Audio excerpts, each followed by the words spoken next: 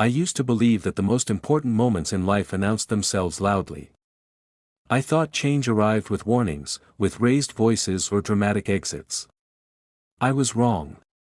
Sometimes, change begins with something as ordinary as an invitation to share a meal. My name is Ethan, and at that point in my life, ordinary was all I had left. I was 30, living alone in a small apartment that echoed more than it should have, working a job that paid my bills but never stirred my heart. My days followed a predictable rhythm: wake up, work, come home, distract myself, sleep. Friends had slowly drifted into their own committed lives, and dating had become a cycle of brief conversations that led nowhere. I wasn't desperate for love, but I was tired of feeling invisible. That was when Daniel entered my life without effort or drama. That we met through a mutual acquaintance at a casual social gathering, the kind I usually avoided. Daniel wasn't the loudest person in the room, nor the most striking at first glance. What caught my attention was the way he listened. When people spoke, he didn't interrupt or glance at his phone. He focused, as if every word mattered. When our conversation began, it felt natural, unforced. We talked about books, travel, and the strange comfort of routine.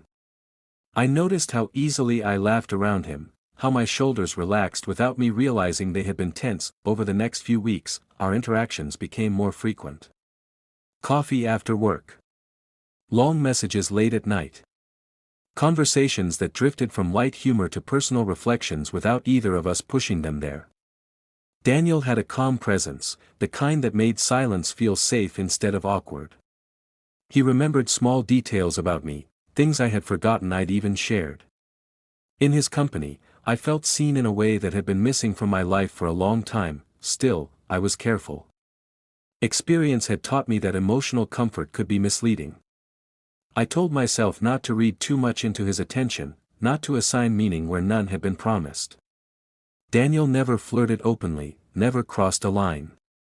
If anything, his restraint made our connection feel more genuine. One evening, after a particularly long conversation about childhood memories and missed chances, Daniel hesitated before speaking. There was a brief pause, the kind that signals intention. "Would you like to come over for dinner sometime?" he asked. "Nothing fancy. Just a meal." The invitation was simple, almost casual. Yet it lingered with unexpected weight. Going to someone's home carried an intimacy that public spaces didn't. I considered the implications, measured my expectations, and searched for signs I might have missed. Daniel's expression remained open, unpressured. That I agreed. The day of the dinner arrived quietly. I remember standing in front of my mirror longer than usual, not out of vanity but uncertainty. I wasn't trying to impress him, I was trying to understand why the invitation mattered so much to me. Maybe it was because I had grown accustomed to emotional distance, and this felt like a step closer to something undefined. Daniel's apartment was modest and warm, filled with soft lighting and the faint scent of spices. He greeted me with an easy smile, no awkwardness, no tension. The space reflected him, organized but lived in, personal without being overwhelming. As he moved around the kitchen, preparing the meal, I noticed how comfortable he seemed in his own world. Dinner itself was unremarkable in the best way. We talked, we laughed, we shared stories that didn't feel rehearsed. There was no dramatic music, no charged silence, just a growing sense of connection that settled between us. I felt grounded, present, and unexpectedly calm. Yet beneath that comfort, something stirred, an awareness that this moment mattered more than I was willing to admit. Not because of romance or expectation, but because it had shifted something inside me. For the first time in a long while, I felt the possibility of change, though I couldn't yet see its shape. As the evening drew on, I realized I didn't want it to end. That realization should have felt hopeful. Instead, it carried a quiet unease I couldn't name. That I left Daniel's apartment that night with the taste of good food still lingering and a question forming slowly in my mind, one I wasn't ready to ask yet, but one that would soon demand an answer. In the days following that dinner, Daniel occupied my thoughts more than I wanted to admit. It wasn't obsession, it was curiosity mixed with a sense of unfinished conversation. Our messages continued, steady and thoughtful, but something subtle had shifted. Where there had once been ease, there was now hesitation, brief delays in response, sentences that stopped just short of confession. I told myself it was nothing. People had lives. Distance didn't always mean withdrawal. When Daniel suggested we meet again, this time for a walk in a nearby park, I agreed without hesitation. I needed clarity, even if I didn't yet know what form it would take. The afternoon was quiet, the sky heavy with clouds that threatened rain but never delivered. We walked side by side, talking about inconsequential things at first. Movies we had seen, places we wanted to visit. Yet Daniel seemed distracted, his attention fractured. He checked his phone more than usual, his jaw tightening each time it vibrated in his hand. Finally, he stopped walking. "Ethan," he said, his voice careful, "there's something I should have told you earlier." The way he said it, measured, restrained, made my stomach tighten. I nodded, giving him space to continue, though part of me already sensed the direction this conversation would take. "There's someone in my life," Daniel said. "His name is Michael. We've been together for a long time." The words landed softly but carried weight. I didn't respond immediately, waiting for him to explain what that meant. Daniel looked at the ground before meeting my eyes again. "It's complicated," he added, as if that might soften the truth. "We share history. A home. But somewhere along the way, we stopped talking the way we used to." I felt a quiet shift inside myself, a recalibration. Nothing Daniel had said was dramatic or cruel, yet the implication was clear. The warmth I had felt, the emotional closeness, it hadn't existed in a vacuum. Then why invite me into that space? I asked, keeping my voice steady. Daniel exhaled slowly. "Because when I'm with you, I feel understood. I feel like myself again." His honesty was disarming, but it didn't erase the discomfort creeping through me. I had spent years learning the difference between being wanted and being used as an escape. The line between the two was thin, but it mattered. As we continued walking, Daniel spoke openly about Michael, not with bitterness, but with a resigned sadness. He described a relationship worn down by routine and unspoken resentments, by promises postponed until they lost their meaning. Listening, I felt sympathy rise alongside unease. I understood loneliness within a partnership, but understanding didn't absolve consequence. That evening, after we parted, I replayed our conversation repeatedly. Daniel hadn't touched me. He hadn't made promises or asked for anything physical. And yet, the intimacy we shared felt real, undeniable. Emotional closeness could be just as binding, just as dangerous. The next time we met, the tension between us was unmistakable. Words carried more weight, silences stretched longer. Daniel looked at me as if he were waiting for permission I wasn't sure I had the right to give. "I don't want to hurt anyone," he said quietly as we sat across from each other at a small cafe. "But I can't pretend I don't feel this connection." I stared into my untouched coffee, searching for an answer that honored both my emotions and my principles. I had spent too long rebuilding my sense of self to risk becoming someone's secret refuge. Even without physical betrayal, the path we were on was already crossing boundaries. "I care about you," I said at last. "But I won't be the reason someone else gets broken."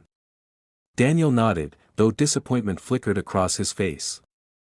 "I understand," he replied, but his voice suggested he hadn't fully accepted it. That we parted that day with an unspoken understanding that something had changed.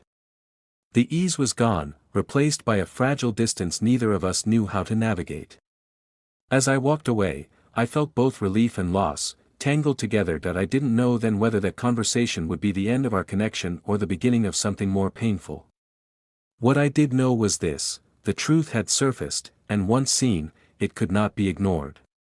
After my last conversation with Daniel, silence settled in with an unfamiliar weight. Days passed without messages, and the absence felt louder than any argument we might have had. I returned to my routines, work, evenings alone, quiet nights, but everything felt slightly altered, as though the world had shifted by a fraction and left me off balance. I wasn't heartbroken, not exactly. What lingered was a sense of unfinished emotion, the kind that resists neat conclusions. That I thought often about what Daniel had said, about the way his voice softened when he spoke of Michael, and the way it sharpened when he spoke of himself. There was no villain in that triangle, only people navigating needs they hadn't voiced soon enough. Still, understanding didn't absolve responsibility. I had been standing too close to a line I refused to cross. When Daniel reached out again, his message was brief and direct. He asked if we could talk, not to rekindle anything, but to find clarity. I agreed, though I wasn't sure what more there was to say. We met in a quiet public space, neutral ground that carried no shared memories. Daniel looked tired. The ease that once defined him had faded, replaced by something heavier. He didn't waste time on small talk. "I told Michael about you," he said. The admission surprised me, not because I doubted his honesty, but because it signaled a shift I hadn't expected. Daniel explained that the conversation had been difficult but necessary. He spoke of long-suppressed frustrations finally voiced, of silences broken at last. Whether those conversations would heal or fracture his relationship, he didn't yet know. "I needed to stop hiding," Daniel said. "From him, and from myself." I listened carefully, aware that this moment wasn't about reassurance or forgiveness. It was about boundaries. Daniel wasn't asking me to step into the space Michael occupied, nor was he asking me to wait. He was simply acknowledging the impact our connection had forced him to confront. "I care about you," Daniel continued, "but I understand why you stepped back. You did the right thing." Hearing that brought an unexpected sense of relief. I hadn't realized how much I needed that validation until it was offered. Still, care alone wasn't enough to rewrite circumstances. "I didn't walk away because I didn't feel anything," I replied. "I walked away because I did." Daniel nodded, accepting the truth without resistance. For the first time, there was no tension between us, no unspoken desire complicating the air. What remained was mutual respect, fragile but sincere. That we spoke briefly about the future, not shared plans, but individual ones. Daniel intended to face his relationship with honesty, regardless of the outcome. I intended to continue building a life that didn't require hiding in the margins of someone else's story. When we stood to leave, there was no dramatic farewell. Just a quiet understanding that some connections serve their purpose without needing permanence. Daniel thanked me for my honesty. I thanked him for his. As I walked away, I felt lighter than I had in weeks. Not because I had gained something new, but because I had chosen myself without resentment or regret. That dinner, the one that seemed so harmless at the time, had indeed changed my life, but not in the way I once imagined. That it taught me that intimacy without clarity can blur lines faster than desire ever could. It showed me that emotional infidelity leaves marks even when no promises are broken aloud. Most of all, it reminded me that self-respect is not a rejection of connection, but a condition for it. That I don't know where Daniel's path will lead, or whether his honesty will repair what time had worn down. What I do know is that I left that chapter with my integrity intact, and that knowledge carries its own quiet strength. Some stories don't end with love declared or hearts shattered. Some end with a decision made in stillness, a boundary held, and a life redirected. And sometimes, that is the most lasting change of all. Life did not transform overnight after Daniel and I parted ways. There was no dramatic shift, no sudden clarity that erased doubt. Instead, change arrived quietly, revealing itself in small, unremarkable moments. I noticed it when I no longer checked my phone expecting his name. I noticed it when my evenings felt less heavy, not because they were full, but because they were honest. That I began paying closer attention to myself, my reactions, my silences, the places where I had once compromised without realizing it. The connection with Daniel had opened something I could not close again, an awareness of my own emotional boundaries. I understood now how easily loneliness could disguise itself as intimacy, how validation could feel like belonging even when it came at a cost. Occasionally, I thought of Michael, not as a rival, but as a reminder. A reminder that every connection exists within a larger web of unseen consequences. I had never met him, yet his presence had shaped my choices. In choosing not to step further into Daniel's life, I had also chosen not to disrupt someone else's reality. That knowledge grounded me. Daniel and I did not become strangers, but we did not become confidants either. Our communication faded naturally, without bitterness. When his name surfaced in my thoughts, it no longer carried longing. It carried understanding. Some people enter your life to offer companionship, others arrive to teach restraint. Daniel had done both. With distance came perspective. I recognized how close I had come to justifying emotional compromise by calling it harmless. There had been no secrecy on my part, no deliberate deceit, yet the potential for harm had been real. A different version of me might have leaned into the connection, convincing himself that feelings were exempt from responsibility. I was grateful I had not been that version. In the space that followed, I allowed myself to sit with solitude rather than rush to replace what I had let go. I reconnected with parts of myself that had been quiet, my curiosity, my patience, my capacity to wait for something that didn't require negotiation. The absence of drama felt unfamiliar at first, then deeply reassuring. One evening, as I walked home after a long day, I realized that I no longer defined that dinner as a mistake. It had been an intersection, not a detour.